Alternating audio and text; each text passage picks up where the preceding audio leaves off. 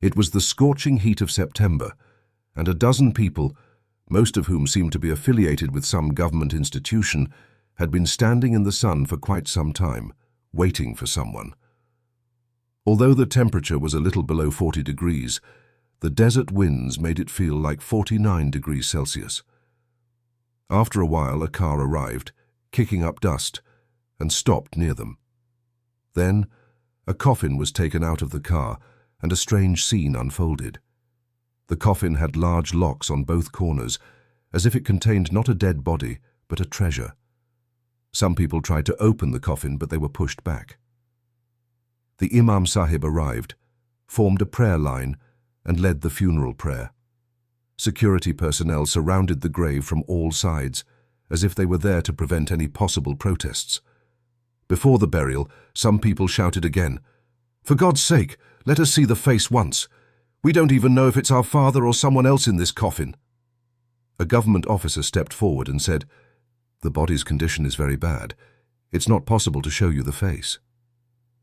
However, there was a time when this face had such charm that girls would fall in love just by catching a glimpse of him. He was over 6 feet tall, with a broad chest, long curly hair, fiery moustache, thick black beard, sharp facial features, and eyes full of grandeur. He looked like a god in the city of heroes. He was the Sardar, known as the Tiger of Balochistan. He was the Sardar who lived his life in palaces, but met his death in a cave. And he was the Sardar who was proud of his land, and has now gone into that very land forever. The mistake of Garikuda Baksh was repeated in Dera Bugti once again. Another leader was buried forever. Today, we'll tell you the story of Sardar Nawab Akbar Shahbaz Khan Bugti, a speed of 80 years on young minds. People these days keep talking about Marang Baloch, but the story of Balochistan is incomplete without understanding Akbar Bugti. In the books of the Pakistani establishment, Akbar Bugti, a certified traitor is how he's registered, but these books have labelled almost all political and civilian figures as traitors, from Maulvi Fazal Haq to Hussein Shaheed Surawadi, Faiz to Faraz, Moazzam to Bhutto. Even Fatima Jinnah, the sister of the founder of Pakistan, hasn't been spared. Perhaps paying attention to these books isn't the wisest thing to do. However, the truth is that even among the intellectuals, there are two clear parties when it comes to Akbar Bugti.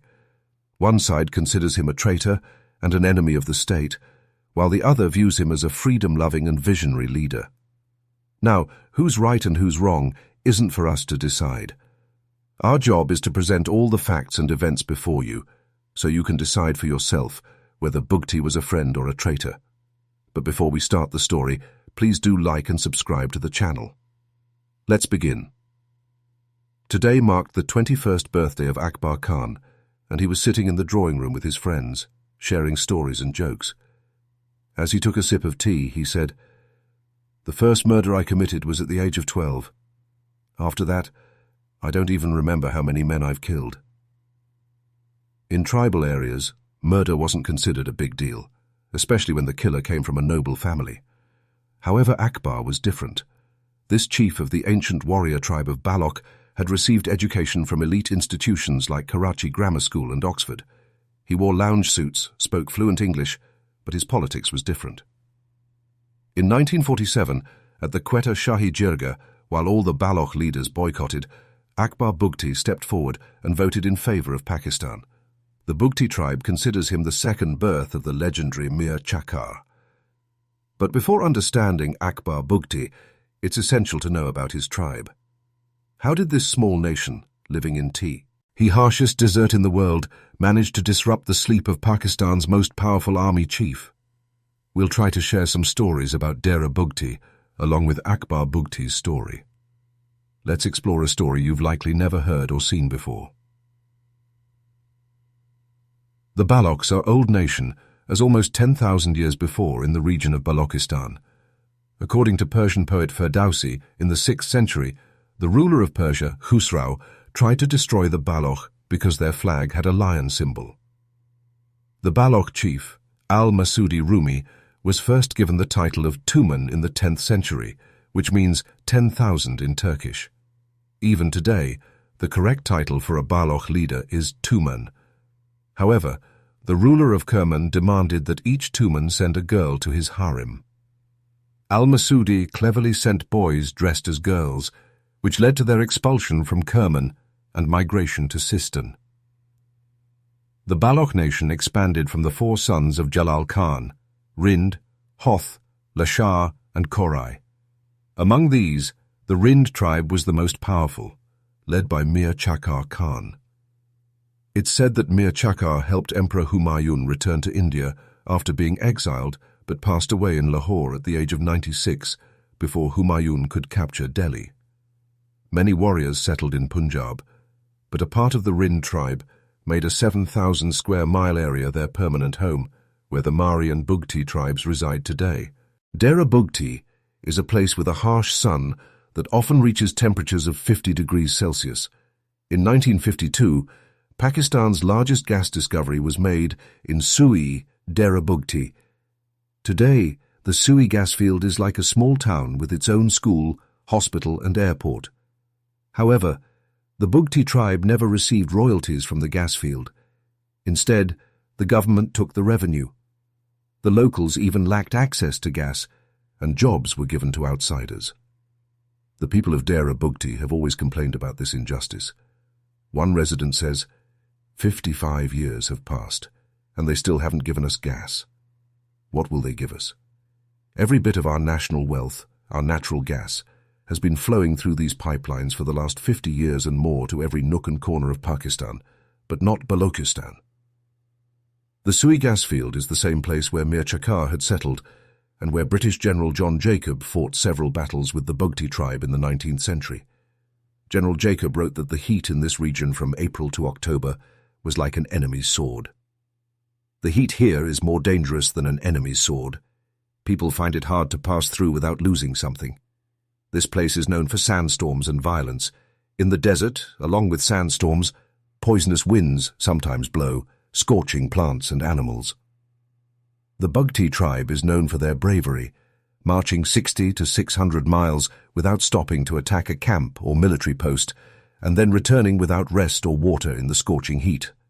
Despite continuous wars, the British admired the Bugti tribe's courage and determination, who never agreed to surrender. The Bugti warriors wore white clothes, which made them distinct. British General John Jacob wrote that the Bugti tribe could have taken advantage of the unbearable weather and terrain to attack from behind, but they always fought bravely face to face. The Bugti Opal didn't cut their long, curly hair and beards and refused to change their traditional attire. In those days, horses or camels were a luxury for pedestrians in Dera Bugti. Even with the arrival of trucks, the tradition of walking continued for years. Now, let's get back to Akbar Bugti. When Pakistan was formed, young Akbar Bugti was already leading 42,000 Bugti people after studying at HSN College. In fact, Akbar Bugti became the chief of the tribe at the age of 12 after his father Mehrab Bugti's death.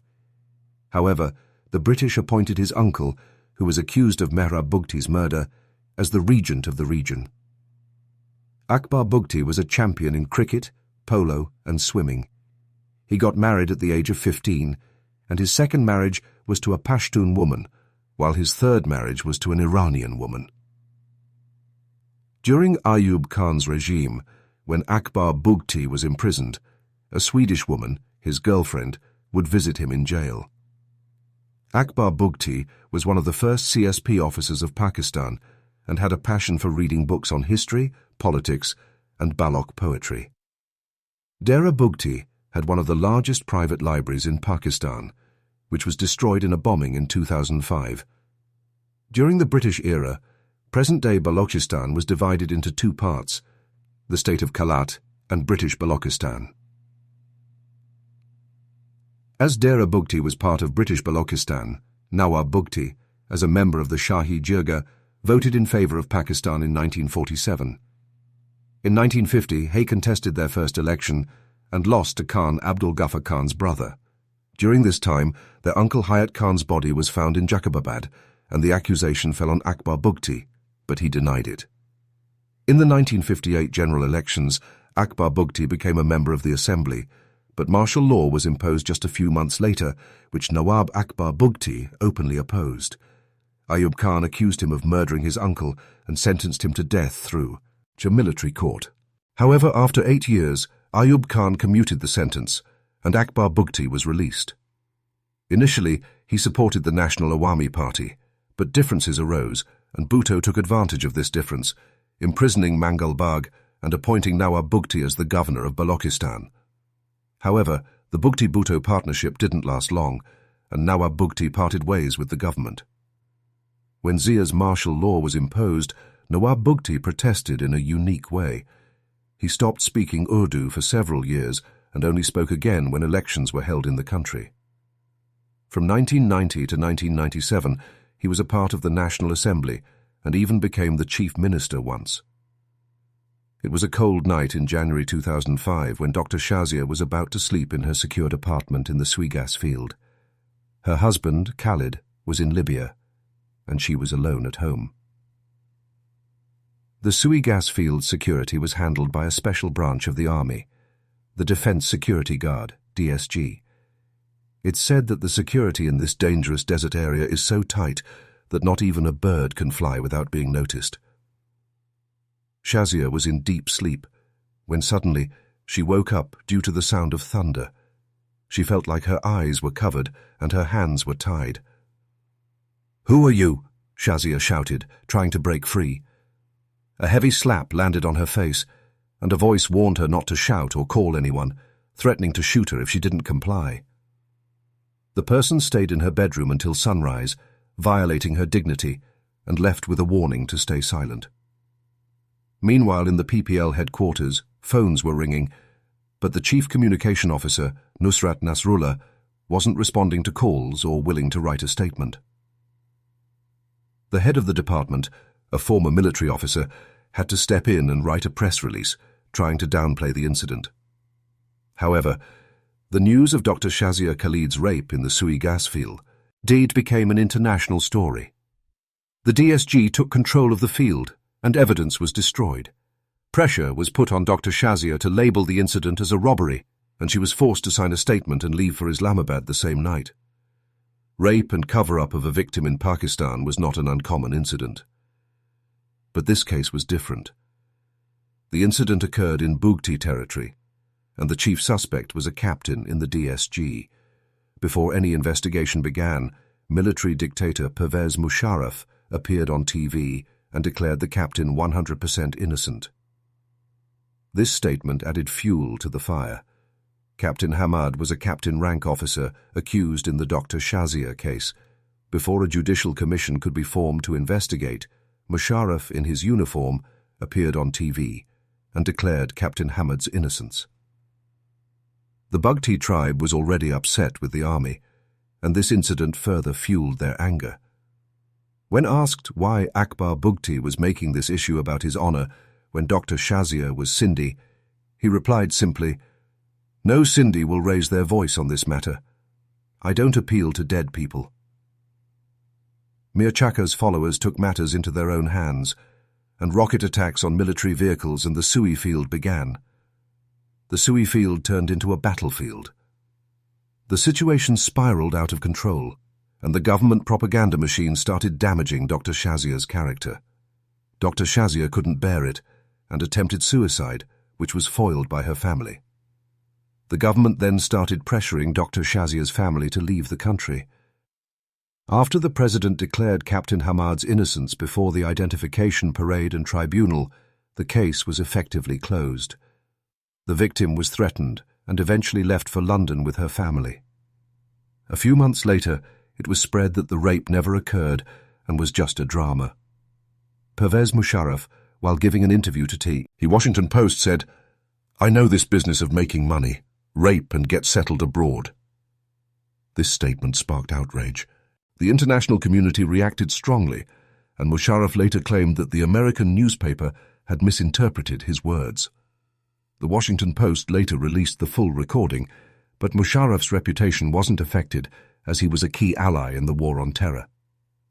However, his focus shifted from Osama bin Laden to Nawab Akbar Bugti. After Pakistan's creation in Balochistan, there have been 3 military operations, but Dera Bugti has always managed to evade them. The state had no major complaints against the Bugti tribe, as they had always remained loyal to the Shah. However, after targeting the gas resources, Musharraf saw an opportunity to crack down on them. The government would say, "You're a traitor, you're not patriotic." They would say the same about Ghaffar Khan, "He's working with India." They would accuse others, "So-and-so is a traitor." After some time they would retract their statements, "No, he's patriotic." Then they would again accuse them of being traitors. This cycle would continue. The government labelled Nawab Bugti, Kaya-Baksh Mari, and Ataullah Mengal as rebels. It's worth noting that out of 78 Sardars, 75 had no issues and were working with the government. Only 3 Sardars were causing problems, and one of them was from Dera Bugti, who had attacked and damaged Sui. It was claimed that these 3 Sardars were the biggest obstacles to the progress of Balochistan and the Baloch people. In response, the Baloch nationalists held Musharraf responsible for occupying national resources and oppressing the people.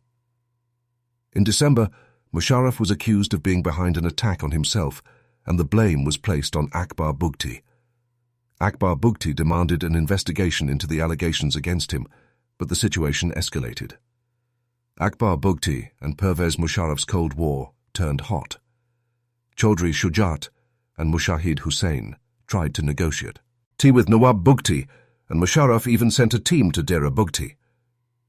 However, Nawab Bugti soon realized that the team had no authority. On one hand, there were negotiations, and on the other hand, enforced disappearances and torture cells were increasing.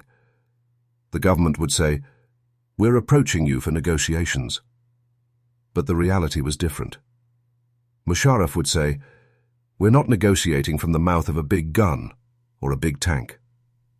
He would give instructions that Nawab Bugti and Nawabzada Baloch Mari should be eliminated. One day, a special plane arrived in Sui from Islamabad to take Akbar Bugti. When Nawab Bugti reached the plane, it suddenly developed a technical issue.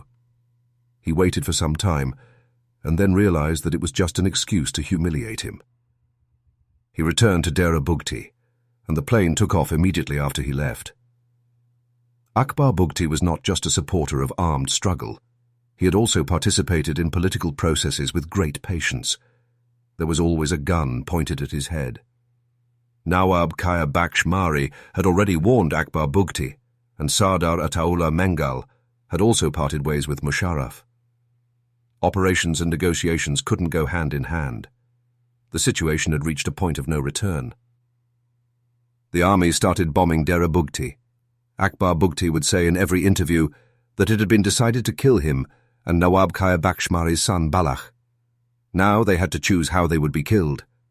You can kill Bugti, you can kill Mari, you can kill Mengal, you can kill 20, 30, 40, 50, 100, 200, 400, 500, but you can't eliminate the entire Baloch population.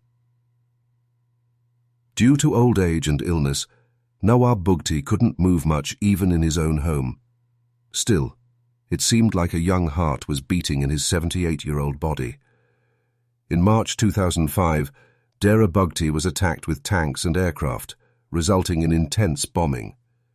Dozens of people were killed, and 1.5 lakh people were displaced. 17 people from my family have died since March 11th. 33 of our people have been killed, and over 80 are injured. They're telling us to leave Nawab Bugti, but where will we go?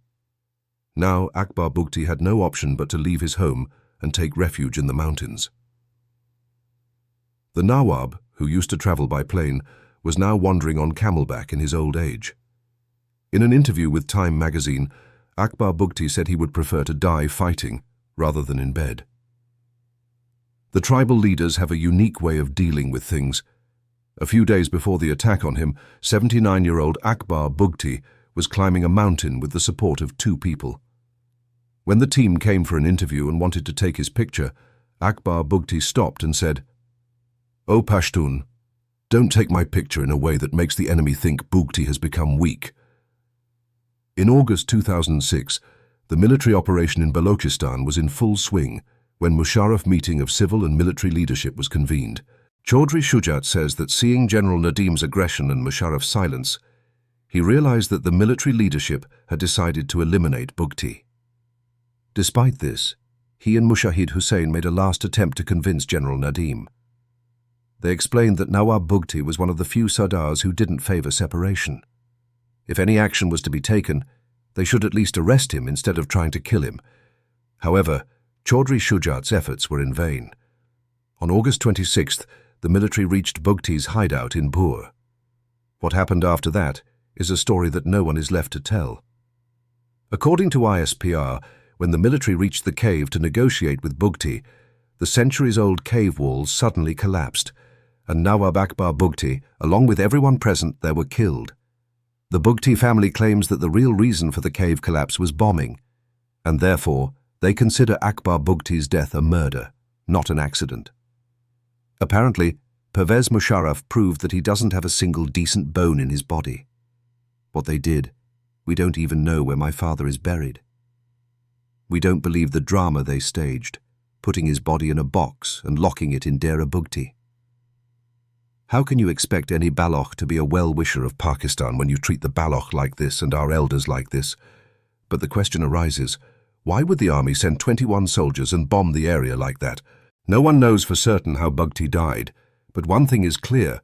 His death changed Balochistan's politics forever. Einstein said that repeating the same action and expecting different results is madness. Many talk about Bugti's trial, saying no mistake was made, and what happened to him was justified. The establishment thought that by eliminating Bugti in 2006, they could normalize the situation in Balochistan, just like they had done 45 years ago with Bhutto. But 18 years after Bugti's killing, the situation in Balochistan is still volatile, and it's unclear when this madness will end.